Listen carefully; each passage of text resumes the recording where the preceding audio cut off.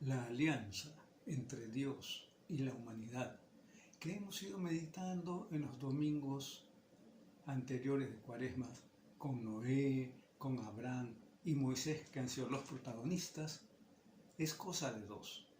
Por parte de Dios no hay duda que Él es fiel. Lo ha demostrado a lo largo de la historia, sobre todo en el Éxodo y en la peregrinación por el desierto y la entrada en la tierra prometida. Este cuarto domingo de Cuaresma, ciclo B, tiene el siguiente mensaje, pero no así, no así el pueblo de Israel, pueblo de dura cerviz, y que continuamente va oscilando entre la fidelidad y la idolatría, o sea, va violando el primer mandamiento que habían pactado con Yahvé al pie del monte Sinaí. Estamos prácticamente a mitad de la Cuaresma en este cuarto domingo de Cuaresma ciclo B. Es bueno que también nosotros, tan débiles y volubles, tal vez como los israelitas de ese momento, nos espejemos en su historia para decidirnos a una seria conversión en la cercanía de la Cuaresma. En los próximos minutos hablaremos sobre el cuarto domingo de Cuaresma, ciclo B. Lectura del segundo libro de las Crónicas. En aquellos días, todos los jefes de los sacerdotes y el pueblo multiplicaron sus infidelidades, según las costumbres abominables de los gentiles, y mancharon la casa del Señor, que él se había construido en Jerusalén. El Señor, Dios de sus padres, les envió desde el principio avisos por medio de sus mensajeros, porque tenía compasión de su pueblo y de su morada. Pero ellos se burlaron de los mensajeros de Dios, despreciaron sus palabras y se mofaron de sus profetas, hasta que subió la ira del Señor contra su pueblo a tal punto que ya no hubo remedio. Los caldeos incendiaron la casa de Dios y derribaron las murallas de Jerusalén, pegaron fuego a todos sus palacios y destruyeron todos sus objetos preciosos. Y a los que escaparon de la espada los llevaron cautivos a Babilonia, donde fueron esclavos del rey y de sus hijos hasta la llegada del reino de los persas, para que se cumpliera lo que dijo Dios por boca del profeta Jeremías. Hasta que el país haya pagado sus sábados, descansará todos los días de la desolación, hasta que se cumplan los 70 años. En el año primero de Ciro, rey de Persia, en cumplimiento de la palabra del Señor, por boca de Jeremías, movió el Señor el espíritu de Ciro, rey de Persia, que mandó publicar de palabra y por escrito en todo su reino. Así habla Ciro, rey de Persia. El Señor, el Dios de los cielos, me ha dado todos los reinos de la tierra. Él me ha encargado que le edifique una casa en Jerusalén, en Judá. Quien de entre ustedes pertenezca a su pueblo, sea su Dios con él, y suba. Palabra de Dios. El autor del libro de las Crónicas interpreta ese gran desastre en la cautividad del pueblo en Babilonia como castigo de sus pecados, empezando por las clases dirigentes. Los israelitas multiplicaron sus infidelidades según las costumbres abominables de los gentiles.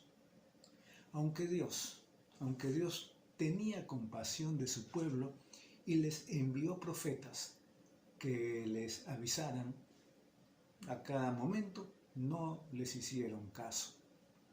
La dramática destrucción de Jerusalén y de su templo y el destierro fueron la corrección que Dios aplicó al pueblo por la infidelidad que tuvieron ante su alianza. Pero Dios nunca cierra todas las puertas.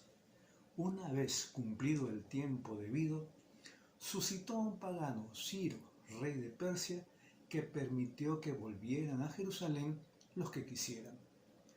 El salmo que se lee este domingo expresa muy bien los sentimientos que debieron tener en tierra extranjera los que todavía se acordaban de Jerusalén, por decirlo de alguna manera, y de la ley de Dios, de la alianza.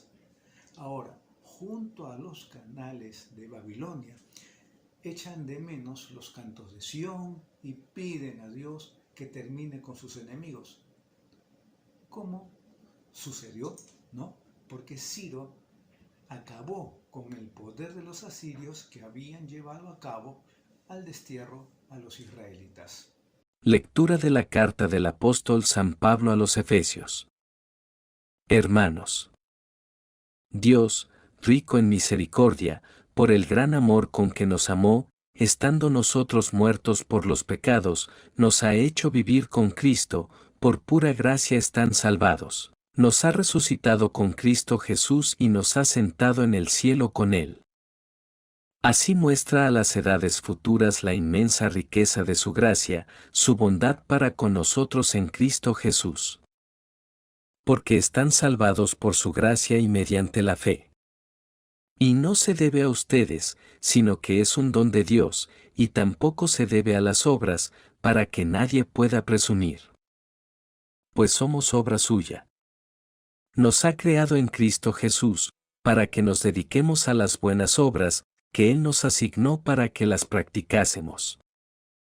Palabra de Dios.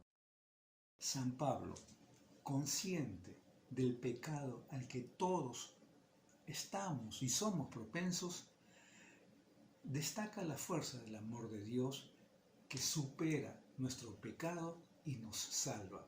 Por el gran amor con que nos amó, nos ha hecho vivir con Cristo. Para expresar lo que nos sucede a los que nos incorporamos a Cristo, Pablo tiene que inventar neologismos: con vivir, con resucitar, con sentarse a la derecha de Dios junto con Cristo. Todo es don gratuito de Dios que espera de nosotros fe y buenas obras.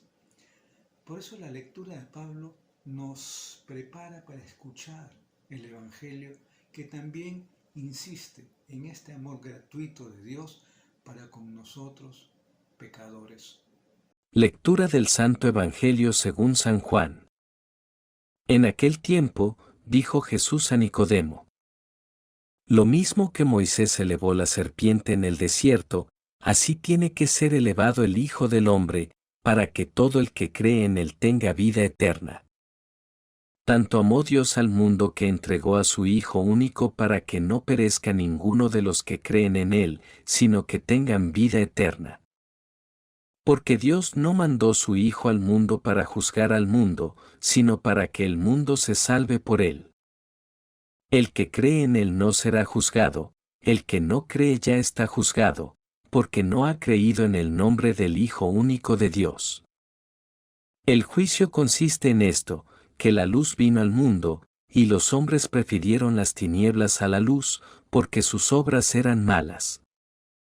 Pues todo el que obra perversamente detesta la luz y no se acerca a la luz, para no verse acusado por sus obras.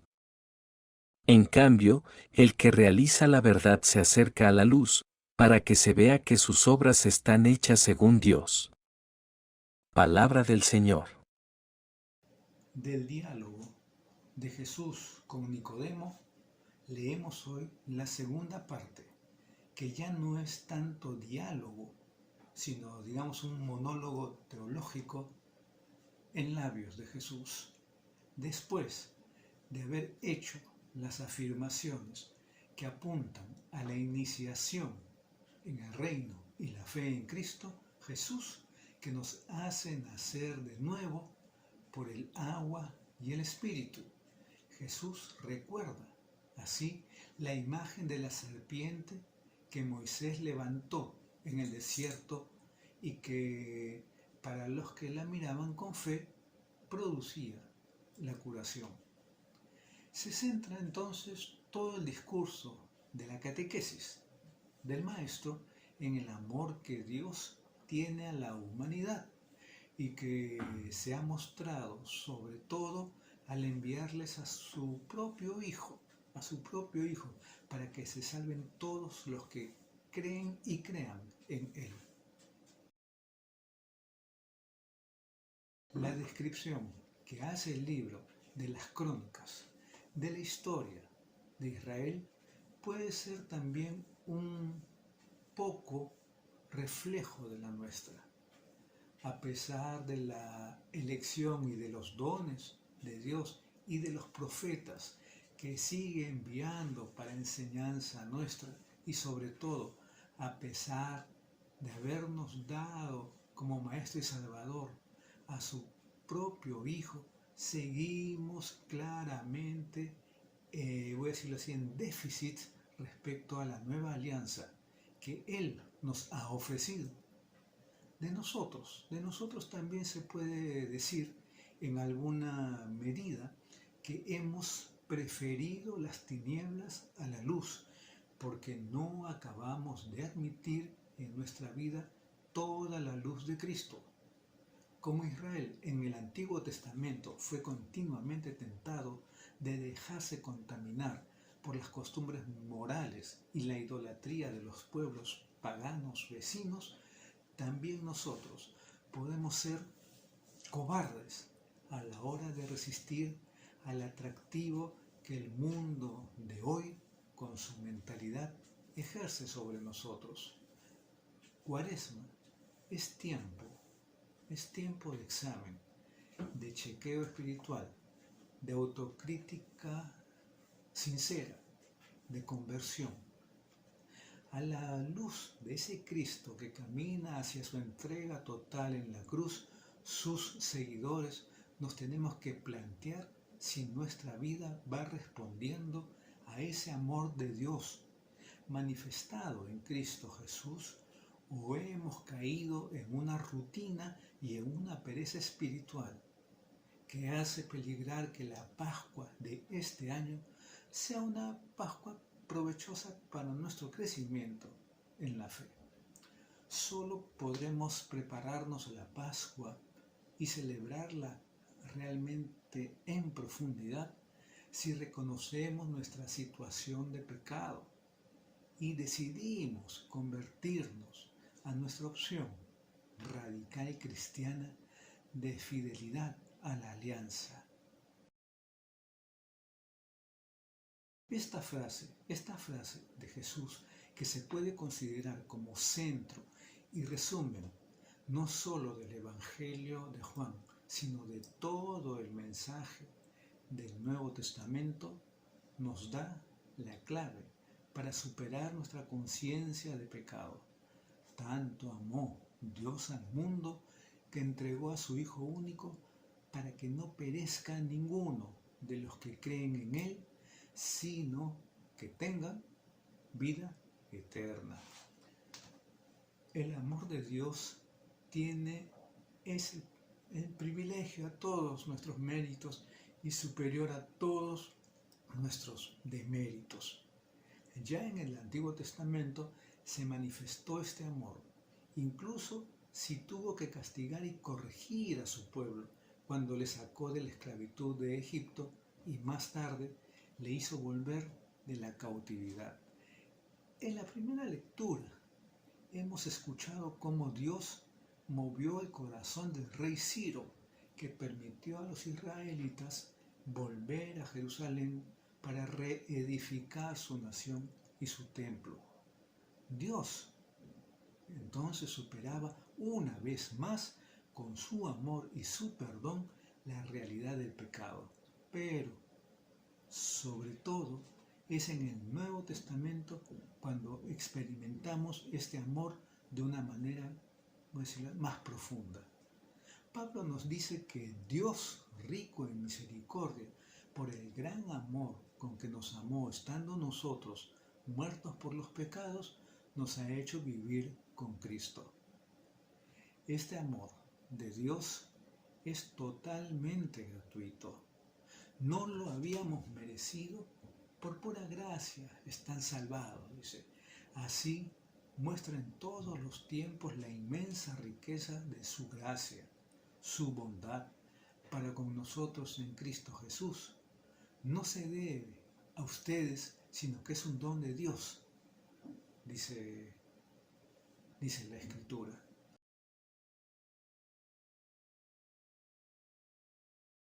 No sabemos bien qué sentido pudo tener el misterioso episodio de la serpiente de bronce que Moisés fabricó y levantó como un estandarte en el desierto, por indicación de Dios, y que sirvió precisamente para curar las picaduras de las serpientes venenosas que les atacaron en el desierto.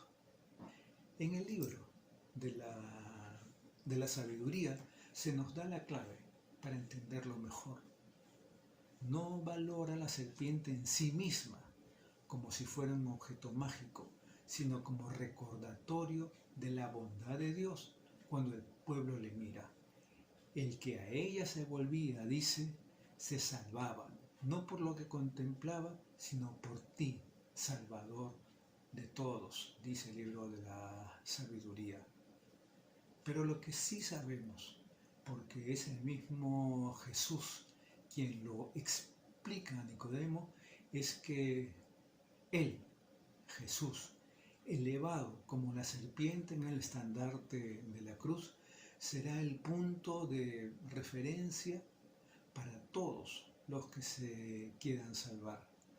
Más adelante, en el mismo Evangelio de Juan, Jesús les dice a sus oyentes: cuando levanten al Hijo del Hombre, sabrán que yo soy. El que cree en Él no será juzgado y se salvará. Tendrá vida, tendrás vida. Mientras que el que no quiera creer, él mismo se juzga y se aleja de la salvación. Ese es el sentido de la Pascua, para que todo el que cree en Él tenga vida eterna. Es lo que los cristianos nos disponemos a celebrar en los próximos días. Miraremos a Cristo en la cruz con creciente intensidad y emoción, con fe, y aprenderemos la gran lección que nos da desde la paradójica cátedra de la cruz. En Cuaresma somos invitados a confiar en la misericordia de Dios y a reconciliarnos con Él.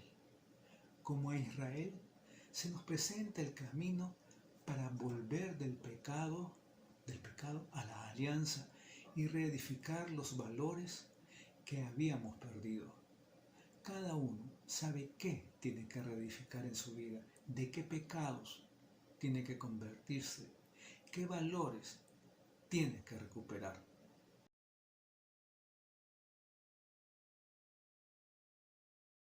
Los temas de las lecturas de este domingo cuarto de Cuaresma nos conectan espontáneamente, por una parte, con el sacramento de la reconciliación por nuestra condición de pecadores y nuestra voluntad de conversión al amor de Dios, y por otra, con la Eucaristía, el sacramento en que participamos de esa nueva alianza que Jesús selló en la cruz. Pero también apuntamos ya a la celebración de la Vigilia Pascual, con ese expresivo simbolismo muy bello de la luz que se puede decir que es preparado precisamente por el Evangelio de hoy. El que realiza la verdad se acerca a la luz para que se vea que sus obras están hechas según Dios, mientras que los que no creen prefieren las tinieblas a la luz. Cristo es la luz y el que le sigue no anda en tinieblas. Eso es un hecho. La progresiva iluminación que nos da la Vigilia Pascual a partir del cirio, del inicio de la Vigilia Pascual, y la presencia de estos símbolos, de este símbolo a lo largo de toda la cincuentena, es un modo realmente muy expresivo de significar la nueva vida de Cristo, comunicada esa noche a los cristianos. Eso nos invitará a ser en verdad hijos de la luz en nuestra vida. Un cristiano es el que no solo está bautizado y ya en la celebración del bautismo juega un papel importante el simbolismo de luz, sino que intenta vivir conforme al resucitado, obrando las obras de la luz, el amor, la fraternidad, la verdad, la lucha contra la injusticia. Porque, como nos dice San Pablo, Dios nos ha creado en Cristo Jesús para que nos dediquemos a las buenas obras que Él nos asignó para que lógicamente las practicásemos.